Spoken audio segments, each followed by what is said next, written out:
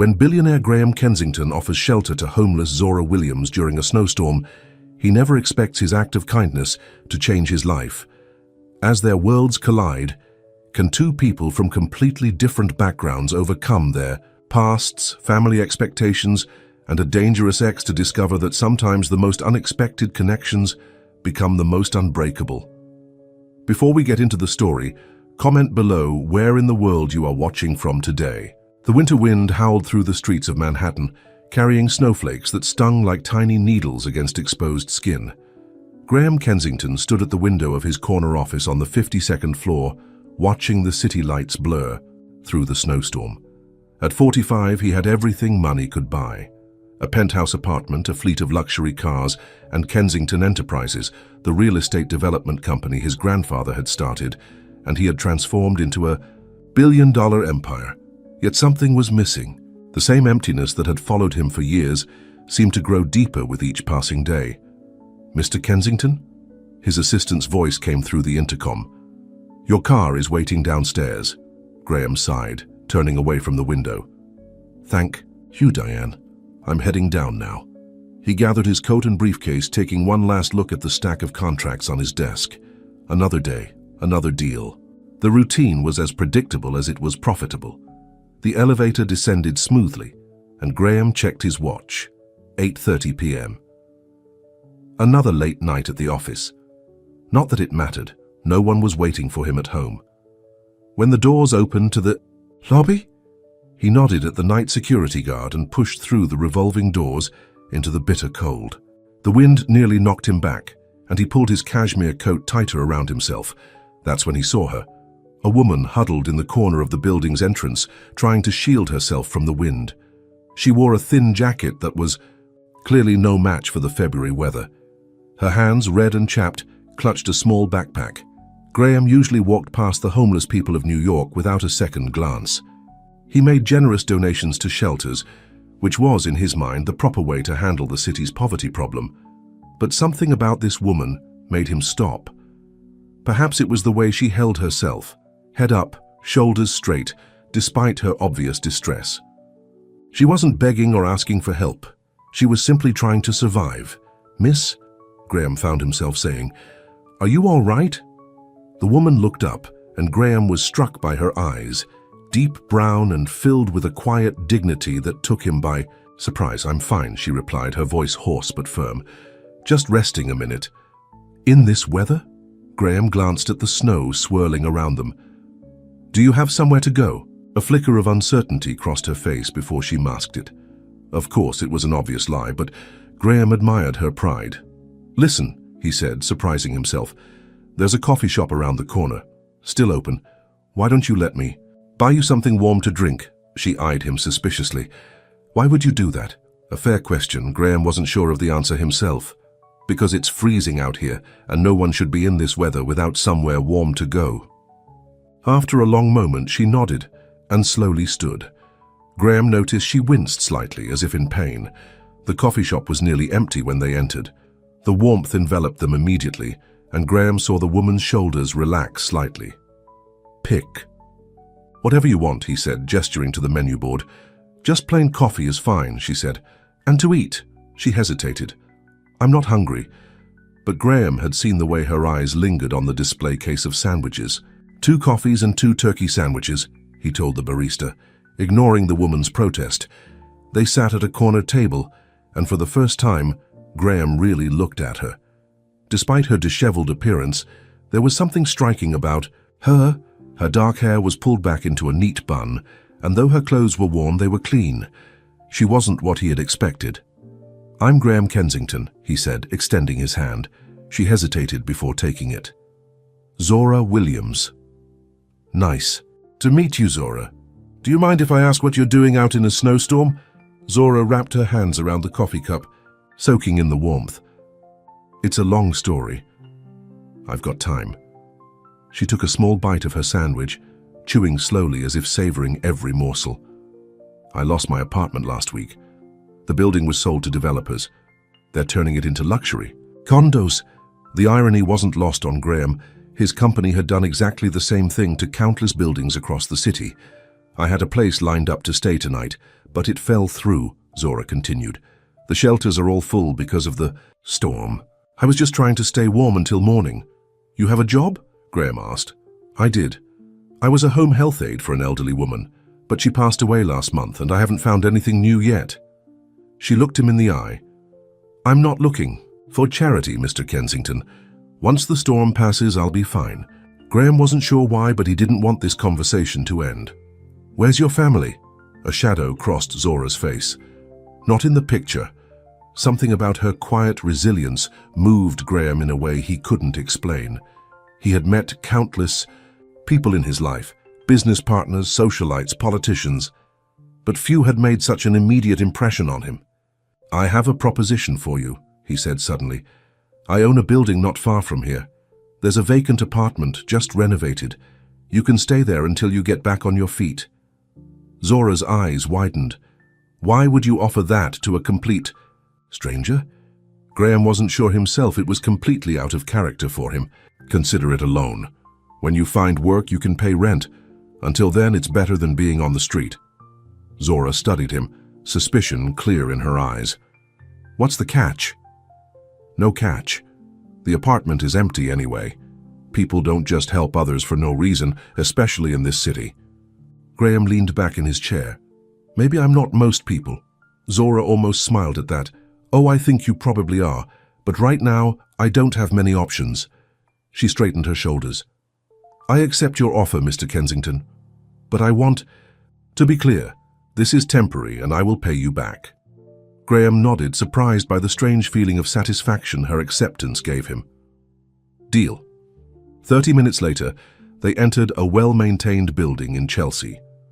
The doorman raised his eyebrows at Zora's appearance, but said nothing when Graham greeted him by name. The apartment was on the 3rd floor, small by Graham's standards, but nicely furnished with the basics. Zora stood in the entryway, clutching her backpack, looking overwhelmed. It's just temporary, she said, almost to herself. The kitchen is stocked with some basics, Graham told her, opening a cabinet to show her. Bathrooms through there, bedrooms got clean sheets. Zora walked slowly around the space, touching things as if to confirm they were real. Why are you really doing this? She asked again. Graham considered the question. I'm not sure, he answered. Honestly, but you needed help and I'm in a position to give it. She nodded, accepting his answer for now. Thank you. There's a phone in the kitchen. My number is programmed in it if you need anything. As Graham turned to leave, Zora called after him. Mr. Kensington, he paused at the door. Yes? I won't forget this. Something about the way she said it made Graham feel like he had received a gift rather than given one. Get some rest, Miss Williams. Tomorrow will be better. As Graham rode back to his penthouse in his private car, he found himself thinking about Zora. There was something about her, a strength, a dignity despite her circumstances, that intrigued him. For the first time in longer than he could remember, Graham Kensington was curious about someone else's story. His phone rang, displaying the name of his vice president. No doubt another crisis that needed his immediate attention, but instead of the familiar sense of purpose, Graham felt a surprising reluctance to dive back into work. For the first time in years, he had done something completely unplanned, completely unlike himself. And strangely, it felt good. Little did he know this impulsive act of kindness would set in motion events that would change his life forever.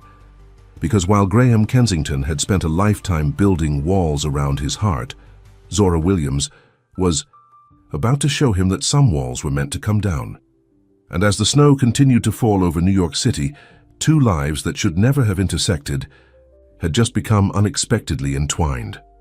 1 week later, Zora stood at the window of the apartment, watching the morning sun reflect off the melting snow.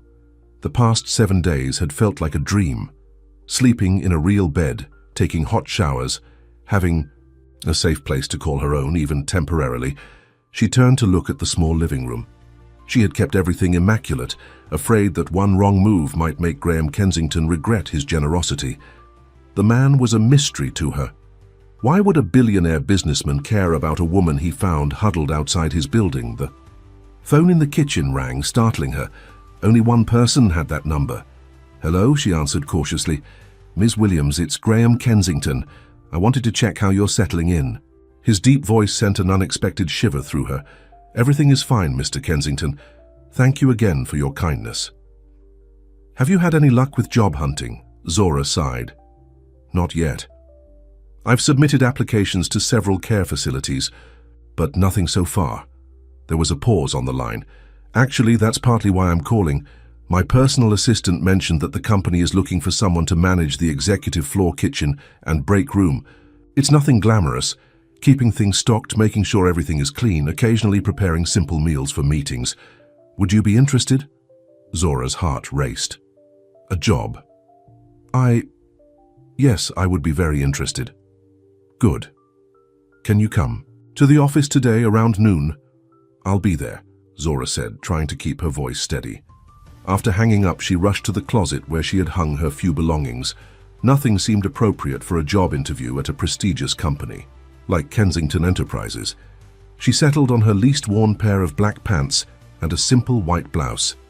At precisely noon, Zora stood in the lobby of the Kensington building, nervously smoothing her hands over her clothes. The receptionist directed her to the executive floor where she found Graham waiting by the elevator. "Ms. Williams," he greeted her with a nod. "Thank you for coming on such short notice." "Thank you for thinking of me," she replied. Graham led her through a hallway of glass-walled offices to a spacious kitchen area. "This is the executive break room. It needs to be stocked daily, cleaned throughout the day, and occasionally you'd prepare coffee and snacks for meetings." Zora looked around at the gleaming countertops and high-end appliances. "I can handle that. The hours are 8 to 5, Monday through Friday. The pay is fair, better than market rate, actually." He named a figure that made Zora's eyes widen slightly. "Does that work for you?" "Yes, that's more than generous," Graham nodded. "Good, you can start tomorrow." Zora couldn't believe how easy it had been. "Mr. Kensington, I have to ask, why are you doing all this for me?" Graham seemed uncomfortable with the question. "The position needed to be filled. You needed a job. It's a simple solution to both problems." But Zora sensed there was more to it than that. "Still, I want you to know I'm grateful, and I'll work hard to prove I deserve this chance." Something flickered in Graham's eyes. "I have no doubt you will, Ms. Williams." As they walked back to the elevator, they passed a striking blonde woman who stopped abruptly at the sight of them. "Graham, darling," she air-kissed both his cheeks, "I've been looking for you." "Victoria," Graham said, his tone noticeably cooler. "I didn't know you were coming by today. I wanted to surprise you." Her eyes swept over Zora with barely concealed disdain. "And who is this?" "This is Zora Williams, our new executive floor manager. Zora, this is Victoria Sinclair." Victoria's smile didn't reach her eyes. "How interesting. Well, Graham, don't forget about the charity gala this weekend. The Sinclairs and Kensingtons are hosting together as always." "I haven't forgotten," Graham replied. After Victoria sauntered off, Zora couldn't help asking, "Is she your girlfriend?" Graham's expression was unreadable. "Victoria's family and mine have been connected for generations. Our parents always hoped we would get together, but no, she's not my girlfriend. Just a persistent friend." Zora nodded, unsure why she felt relieved at his answer. The next morning, Zora arrived early for her first day. She quickly learned the routines of the office and the preferences of the executives. Graham's assistant Diane was particularly helpful, showing her where everything was kept and explaining the office dynamics. "Mr. Kensington likes his coffee black, 2 sugars, Diane told her, "and he often skips lunch, so if you can leave something simple in his office around 1, he might actually eat it." "Does he always work such long hours?" Zora asked, remembering how late he had been leaving the night they met. Diane nodded. "Always. The man is married to this company. I've worked for him for 5 years, and I don't think he's taken a vacation once." As the days passed, Zora settled into her role. She took pride in keeping the break room spotless and making sure the executives always had what they needed. She noticed Graham rarely came to the break room himself, instead sending Diane for his coffee, but occasionally she would look up to find him watching her from his office. Whenever their eyes met, he would quickly look away, returning to his work. 2 weeks into her job, Zora was staying late to prepare for a board meeting the next morning when Graham emerged from his office. "You're here late," he said, looking surprised to see her. I wanted to get everything ready for tomorrow's meeting, she explained. Graham leaned against the doorway, loosening his tie. You're doing a good job, Zora. Everyone has noticed. The praise warmed her unexpectedly. Thank you. I appreciate the opportunity. How's the apartment working out? It's perfect. Actually, I was going to talk to you about rent. Now that I have a steady paycheck, I can start paying you. Graham waved his hand dismissively. There's no rush. Get yourself established first. Zora frowned. I don't want to take advantage of your kindness, Mr. Kensington. Graham, he corrected her. And you're not taking advantage. I own the building. One vacant apartment doesn't affect me. Still, I need to pay my own way. It's important to me. Graham studied her for a moment, then nodded. I understand. We can work out a fair arrangement. Their conversation was interrupted by a security guard who appeared at the door. Mr. Kensington, there's someone here to see Ms. Williams. Says it's urgent. Zora couldn't imagine who would be looking for her here. She followed the guard to the lobby, with Graham trailing behind, his curiosity apparently piqued. A tall man, with a hard face, waited by the reception desk. Zora froze when she saw him. There you are, the man said, his voice slick with false charm. You're a hard woman to find, Zora. Marcus, she whispered, fear evident in her voice. How did you find me? I have my ways. We have unfinished business. Graham stepped forward. Can I help you with something? Marcus sized Graham up. This doesn't concern you, Suit. Zora and I go way back, don't we, baby? Zora's hands were trembling. There's nothing to discuss, Marcus. Please leave. Not until you give me what's mine. Graham's voice turned cold. I think the lady asked you to leave, Marcus sneered. And who do you think you are? I'm Graham Kensington, and this is my building. You have exactly 5 seconds to exit before security escorts you out. Something in Graham's tone must have registered with Marcus, because his expression changed. Kensington, the real estate guy? He looked between Graham and Zora. Well, you've moved up in the world, Zora. Always knew you were a smart girl. Security, Graham called, and 2 guards appeared instantly. I'm going, Marcus said, raising his hands. But this isn't over, Zora. You know what you owe me. After he was gone, Zora stood shaking in the lobby. Who was that? Graham asked gently. My ex, Zora managed to say. From a long time ago. I'm sorry he came here. Don't apologize. Are you all right? Zora nodded, but she was clearly rattled. I should go. I'll drive you home, Graham said, not a question but a statement.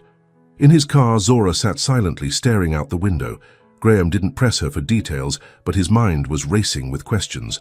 Who was this Marcus, and what kind of hold did he have over Zora? When they reached the apartment building, Graham walked her to her door. Thank you for the ride, Zora said, her voice steadier now. Zora, Graham said, hesitating. If you're in some kind of trouble. She shook her head. It's nothing I can't handle. But Graham wasn't convinced. If he bothers you again, call me. Anytime. Their eyes met, and for a moment something passed between them. A connection neither had expected to feel. Why do you care? Zora asked softly. Graham had been asking himself the same question. Why did this woman matter to him? Why? Had he gone out of his way to help her when he'd spent his life focused solely on business? I don't know, he admitted, but I do. The honesty of his answer surprised them both. Zora's expression softened, and for a brief moment, Graham thought she might reach out to him. Instead, she unlocked her door. Good night, Graham, she said, his name sounding different when she said it. Good night, Zora. As Graham drove back to his penthouse, he couldn't shake the image of Zora's face when she saw Marcus. She had been genuinely afraid, and for the first time in his adult life, Graham felt a fierce protective instinct that had nothing to do with business or profit. It was unsettling, unwelcome, and yet he couldn't deny it was there. Meanwhile, alone in her apartment, Zora leaned against the door, her heart still racing. Marcus finding her complicated everything. And Graham's unexpected protectiveness confused her even more. She had sworn never to rely on anyone again, especially not a man. Her walls had kept her safe for years, but something about Graham Kensington made her wonder if some walls were meant to come down, and that thought terrified her more than Marcus ever could. The charity gala was in full swing at the Plaza Hotel. Crystal chandeliers cast a warm glow over the ballroom filled with New York's elite. Graham Kensington adjusted his bow tie as he navigated through the crowd, nodding politely at familiar faces but avoiding lengthy conversations. "There you are!" Victoria Sinclair appeared at his side, stunning in a red designer gown. "I've been looking all over for you." Graham forced a smile. "Victoria, you look lovely." "And you look distracted," she replied, hooking her arm through his. "You've barely said 2 words to anyone all evening. What's on your mind?" What was on his mind was Zora. After the incident with Marcus 3 days ago, she had been quieter at work, her usual warmth dimmed by whatever worry she carried.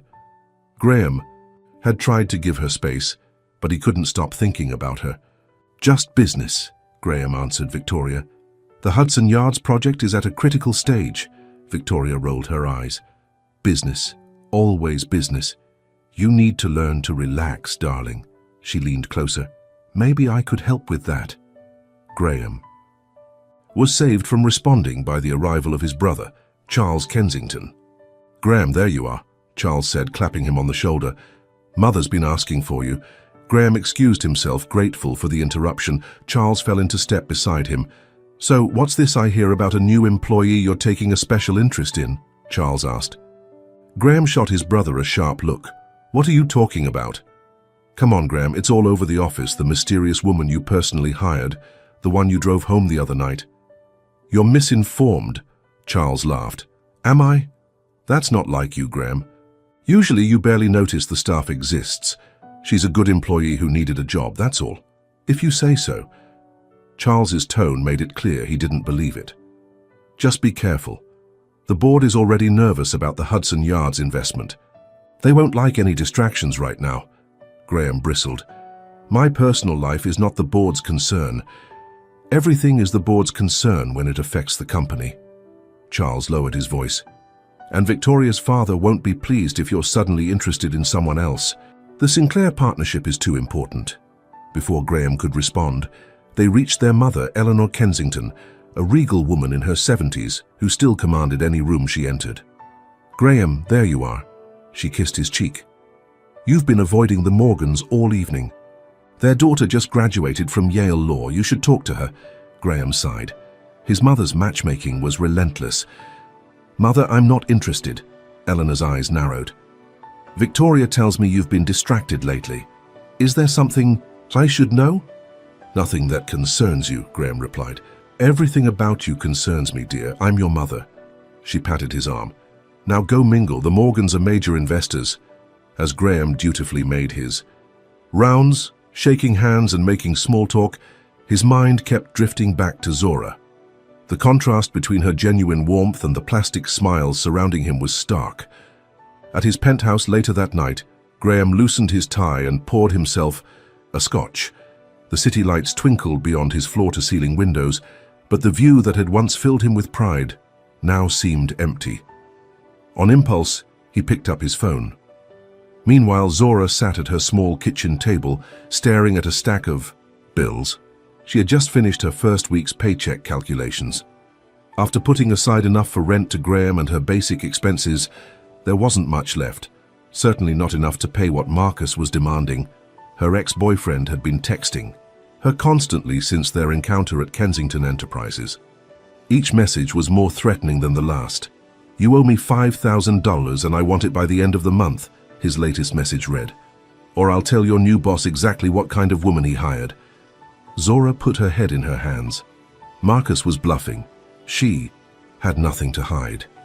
But she couldn't bear the thought of Graham looking at her differently if Marcus started spreading lies. The apartment phone rang, startling her. At this hour it could only be one person. "Hello," she answered cautiously. "Zora, it's Graham. I hope I'm not calling too late." Her heart skipped at the sound of his voice. "No, it's fine. Is everything okay?" "Yes, I just..." He paused. "I wanted to check if Marcus has bothered you again." Zora hesitated. Should she tell him about the texts? No, this was her problem to solve. "I haven't seen him." "Good." Another pause. "How are you doing otherwise?" The concern in his voice nearly undid her. When was the last time anyone had simply asked how she was doing? "I'm fine," she said, the automatic response she always gave. Are you sure? You've seemed different the past few days. That he had noticed touched her deeply. Just tired, I guess. Zora, if you need help with anything... I don't, she cut him off, perhaps too quickly. But thank you for checking on me. After they hung up, Zora stared at the phone, confused by the feelings stirring inside her. Graham Kensington was her boss and her landlord. Getting emotionally involved with him would be a mistake. She'd been down that road before, trusting. A man who seemed kind only to discover his true nature too late. No, she wouldn't make that mistake again. Graham might seem different, but men like him, wealthy, powerful, they always wanted something in return for their kindness.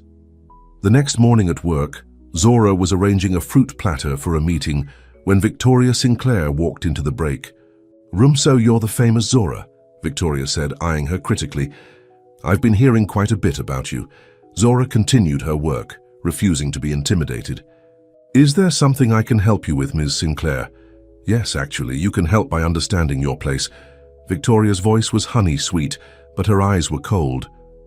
"Graham has a tendency to take in strays.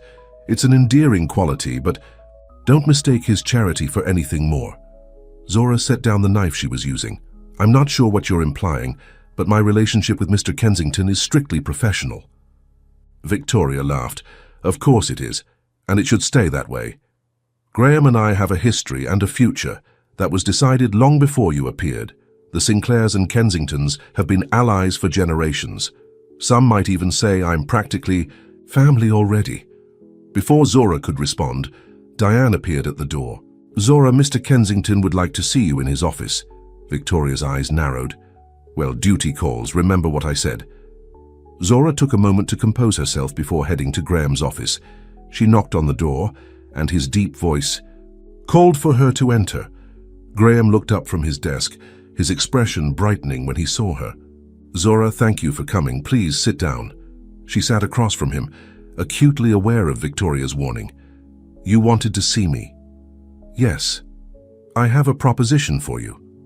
He folded his hands on the desk.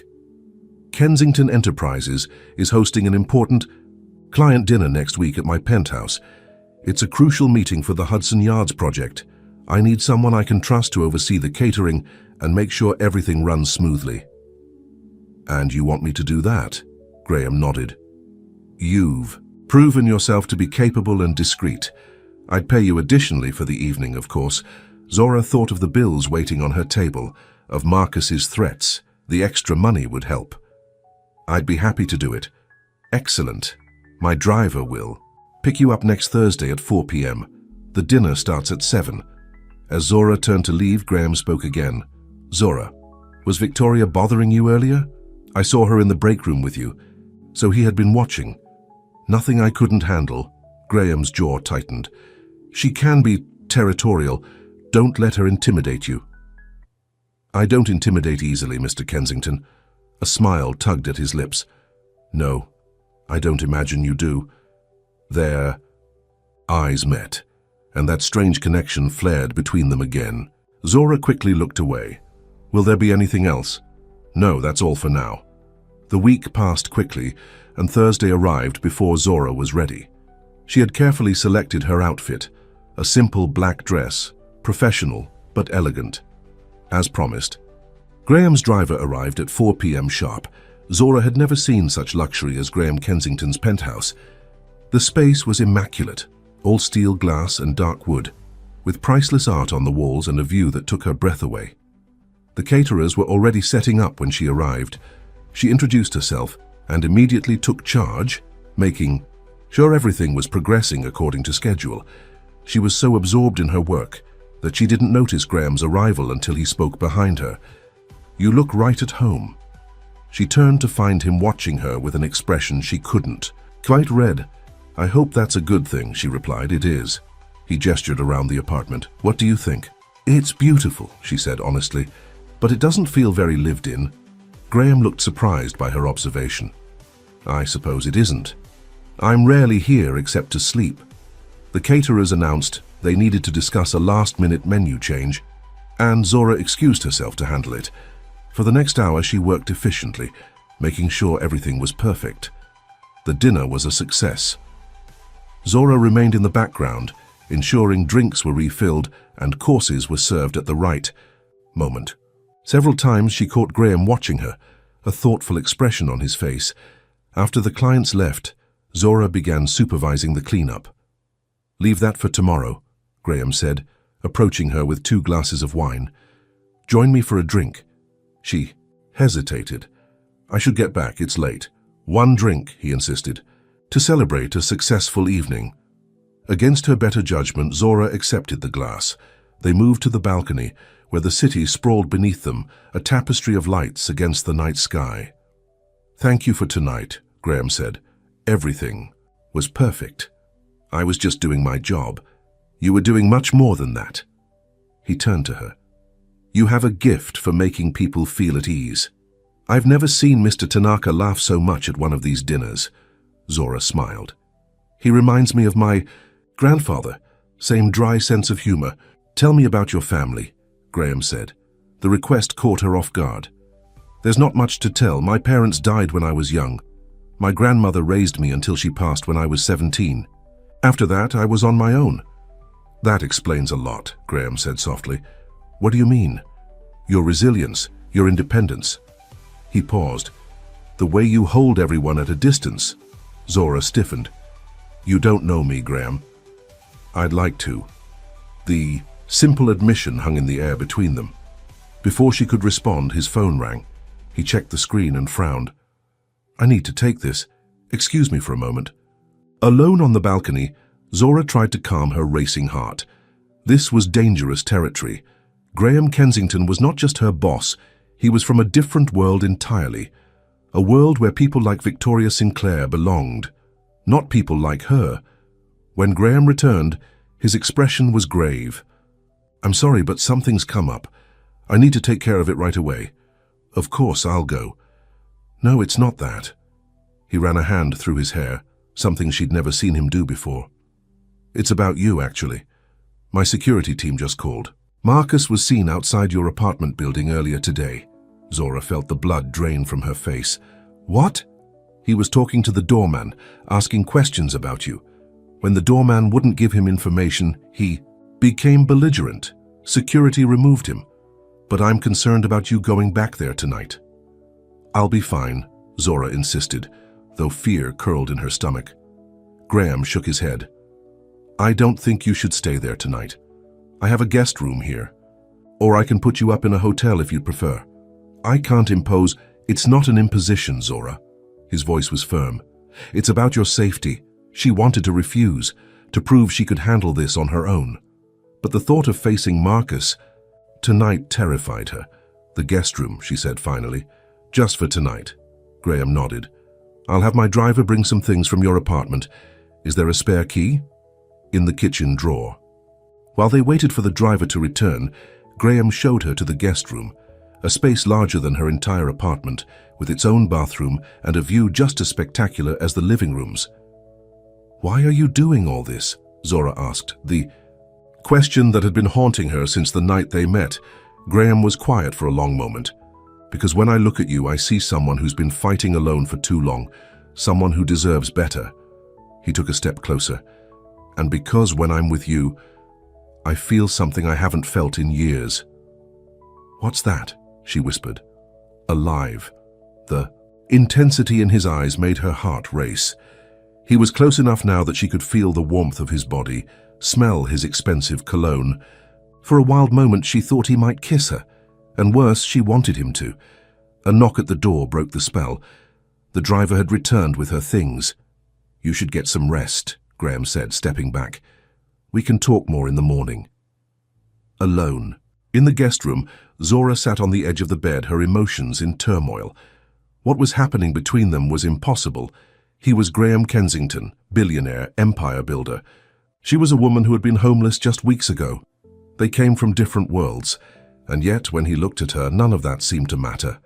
As she drifted off to sleep in the softest bed she'd ever felt, Zora couldn't shake the feeling that her carefully constructed walls were beginning to crumble, and for the first time in years, the thought didn't terrify her. Morning sunlight streamed through the floor-to-ceiling windows of the guest room, gently waking Zora. For a moment, she was disoriented. Then she remembered she was in Graham's penthouse. The events of the previous night came rushing back. The dinner, their conversation on the balcony, Marcus lurking around her apartment. She got up and showered in the luxurious bathroom, then dressed in the clothes the driver had brought. When she emerged from the guest room, she found Graham in the kitchen making coffee. The sight of New York's most powerful businessman in casual clothes, his hair slightly rumpled, made her pause. "Good morning," Graham said, looking up with a smile that made her heart flutter. "Coffee? Please." He handed her a mug, their fingers brushing briefly. "Did you sleep well?" "Better than I expected," she admitted. They sat at the breakfast bar, a comfortable silence between them as they sipped their coffee. It felt strangely domestic, almost as if they'd been doing this for years. "Zora," Graham finally said, "we need to talk about Marcus. What does he want from you?" She stared into her coffee. "Money. He claims I owe him $5,000 from when we were together." "Do you?" Zora looked up, meeting his gaze directly. "No. But Marcus has a way of twisting things, making people believe his version of events." "Tell me about him," Graham said gently. She sighed. "We were together for almost a year, 3 years ago. He was charming at first, said all the right things. I was lonely after my grandmother died, and he made me feel less alone." She paused, but then he changed. He lost his job and started gambling. He'd come home drunk, angry. When I tried to leave, he threatened me, said no one else would ever want me. Graham's expression darkened. "Did he hurt you?" "Not physically, but emotionally." She swallowed hard. "I finally left when I found out he'd been stealing money from my bank account. I moved, changed my number. I thought I was free of him until he showed up at your office." $5,000 isn't much," Graham said. "I could—" "No," Zora interrupted firmly. "I won't take your money for this, and even if I paid him, he'd just keep coming. Back for more. Marcus never stops." Graham reached across the counter and took her hand. His touch was warm, steady. "You're not alone in this anymore, Zora." The way he looked at her, with such certainty and care, made her throat tight with emotion. For a moment she allowed herself to believe him. The moment was broken by Graham's phone ringing. He glanced at it and frowned. "It's my brother. I need to take this." While Graham took the call in his office, Zora wandered to the living room windows, gazing out at the city below. Her mind was a whirlwind of emotions. She was drawn to Graham in a way she couldn't explain, and terrified by it at the same time. Graham returned, his expression troubled. "That was Charles. There's an emergency board meeting this afternoon. Apparently there are some concerns about the Hudson Yards project." "I should go," Zora said. "You have work to do, and I need to get home anyway." "I don't think that's safe." "Yet," Graham countered. "Let me have security check your apartment first. In the meantime, you can stay here. I'll be at the office most of the day." Zora wanted to argue, but saw the determination in his eyes. "All right, but just until they confirm everything's clear." Graham's driver took him to the office while Zora remained at the penthouse. She felt strangely out of place in the vast, empty space. To keep busy, she straightened the kitchen and helped the caterers who arrived to clean up from the previous night's dinner. Around noon, her cell phone rang, an unknown number. Hesitantly, she answered. "Hello, Zora." Marcus's voice sent a chill through her. "Surprised to hear from me." "How did you get this number?" she demanded. "I have my ways, but that's not important. What's important is that you're running out of time. I want my money." Zora's hands were shaking. "I don't owe you anything." "That's not how I remember it.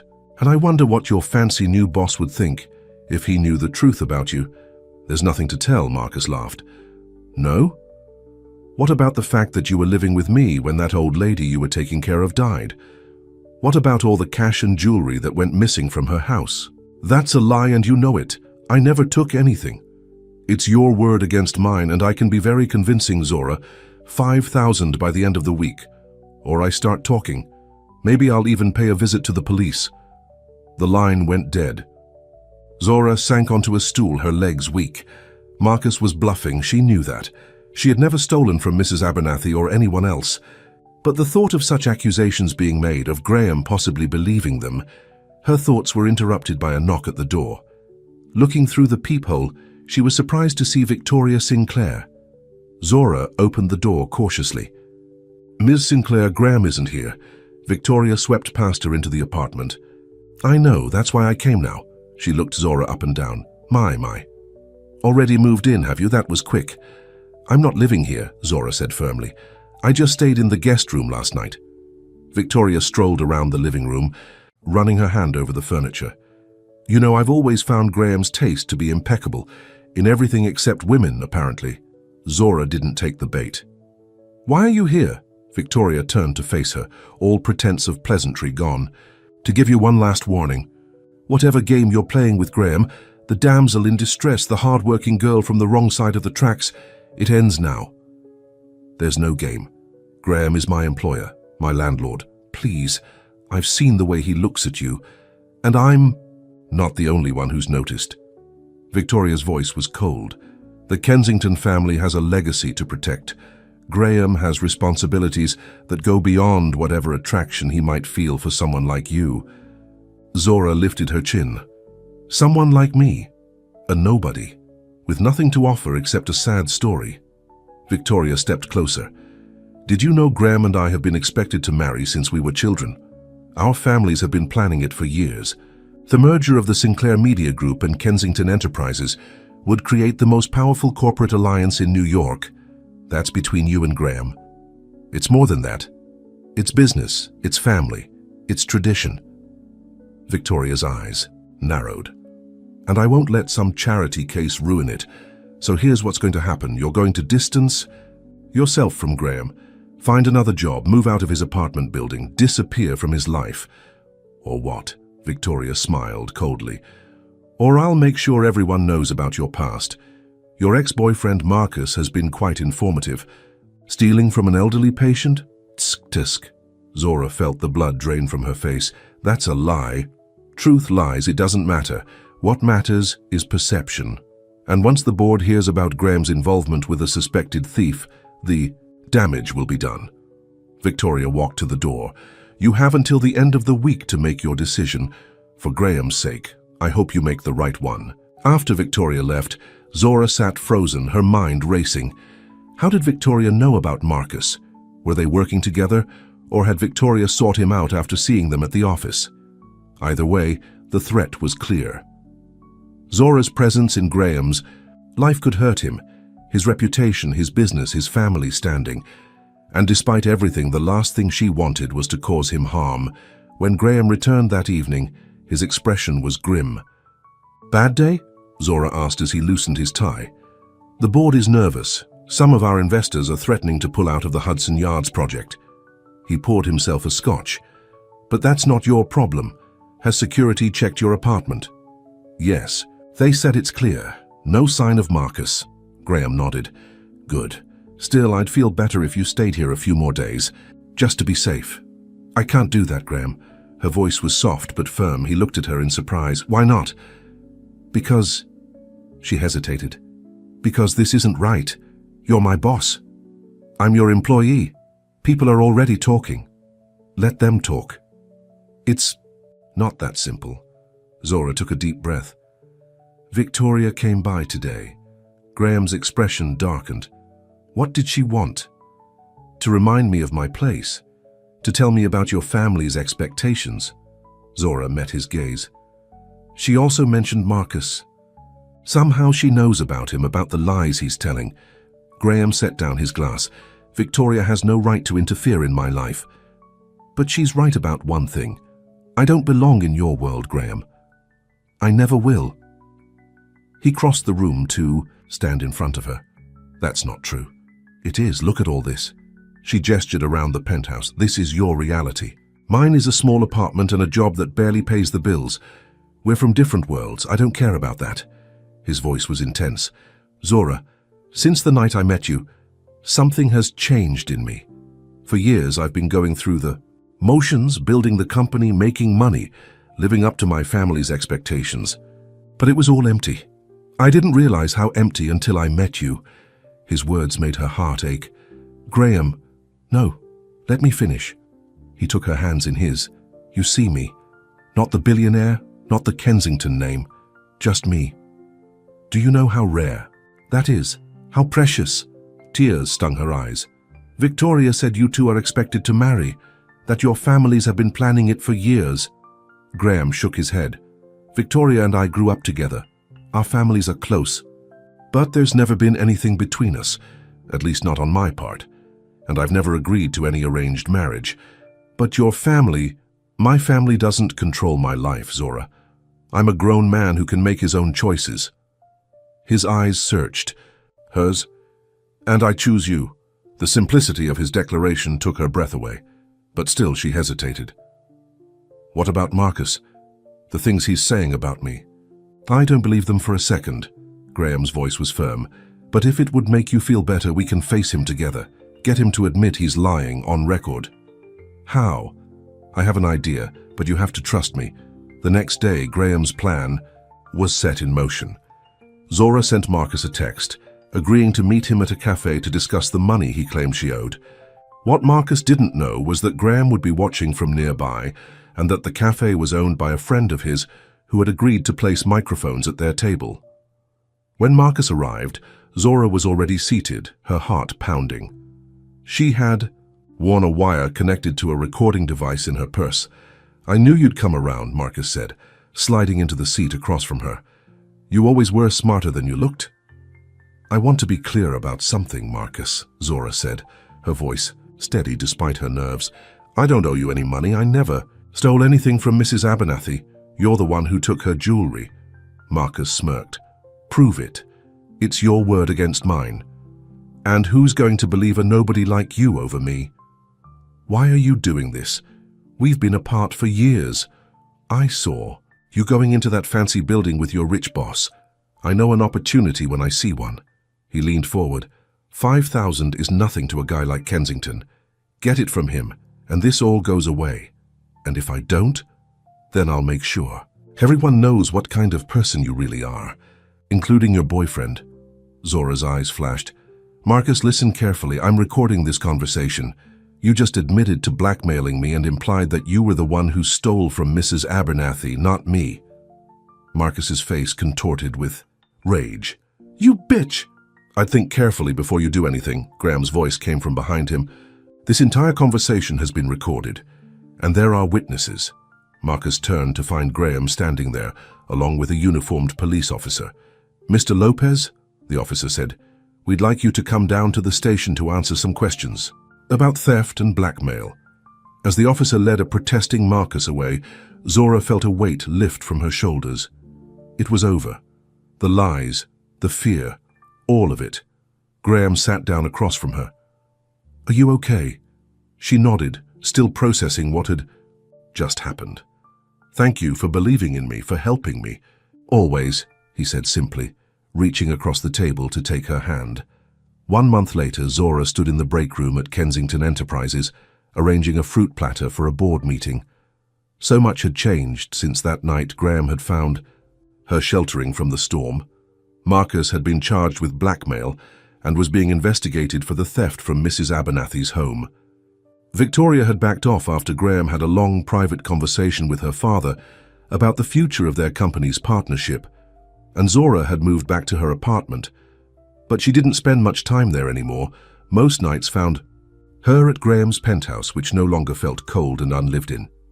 She had added small touches, colorful throw pillows, fresh flowers, books stacked on side tables. More importantly, there was laughter in those rooms now, and warmth, and love. There you are, Graham said, appearing in the doorway. He wore a perfectly tailored suit, as always, but his face was different now, more relaxed, happier. The meeting's about to start. I'll bring the refreshments in a minute, she replied. Graham smiled, that special smile that was just for her. Actually, I was hoping you'd join us. Zora looked up in surprise. Join the board meeting, why? Because I have a proposition for you. He came closer, taking her hand. I'm starting a foundation, the Kensington Foundation for Housing Security. It will help people who are facing homelessness, provide emergency housing, job training, legal assistance. All the things that might have helped you if they'd been available. Zora felt her eyes fill with tears. Graham, that's wonderful. I want you to run it. His eyes were serious now. You understand what these people are going through better than anyone.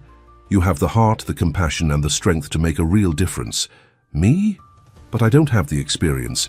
You have what matters most. The rest you can learn. He squeezed her hand. Say yes. Zora thought about how far she had come, from huddling in a doorway in a snowstorm to this moment, all because one man had stopped to see her when everyone else walked by. Yes, she said, her heart full. Graham's face lit up. Then let's go. Tell the board they're about to meet the new executive director of the Kensington Foundation. As they walked toward the boardroom, hand in hand, Zora marveled at the journey that had brought them here.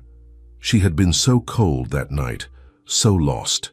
And Graham had been so empty, so alone despite his wealth and power. They had saved each other. That evening, standing on the balcony of the penthouse they now shared, Zora rested her head on Graham's shoulder as they watched the sun set over the city. What are you thinking? He asked, his arm wrapped around her waist. That I'm glad I was sheltering in your doorway that night. That I'm glad you stopped. Graham turned to her, his eyes reflecting the golden light of sunset. I think I've been waiting for you my whole life. I just didn't know it until I found you. He reached into his pocket and pulled out a small velvet box. Zora's breath caught as he opened it to reveal a stunning diamond ring. Zora Williams, he said, his voice filled with emotion. You came into my life unexpectedly and changed everything. You showed me what it means to truly care for someone, to put their needs above my own. You taught me that real strength isn't found in power or wealth, but in the courage to open your heart. He took the ring from the box. I know it hasn't been very long, but I've never been more certain of anything. I want to share my life with you, not because I need to take care of you, but because we're stronger together. Will you marry me? Tears of joy slipped down Zora's cheeks. Yes, she whispered. Yes, Graham. As he slipped the ring onto her finger and pulled her into his arms, Zora felt a sense of peace she had never known before. She had spent so long fighting, surviving, protecting herself from hurt. Now, sheltered in the heart of the man she loved, she was finally home. From his office window across town, Charles Kensington looked at the photograph his investigator had just handed him, Graham proposing to Zora on the penthouse balcony. His expression was unreadable as he set it down on his desk. What do you want me to do with this information? Sir? The investigator asked. Charles was silent for a long moment, thinking of his brother's face in the photo, happier than he had seen him in years, perhaps ever. Nothing, he finally said. Do nothing. Some battles weren't worth fighting, and perhaps, just perhaps, his little brother had found something more valuable than the Kensington legacy. He had found love. The end.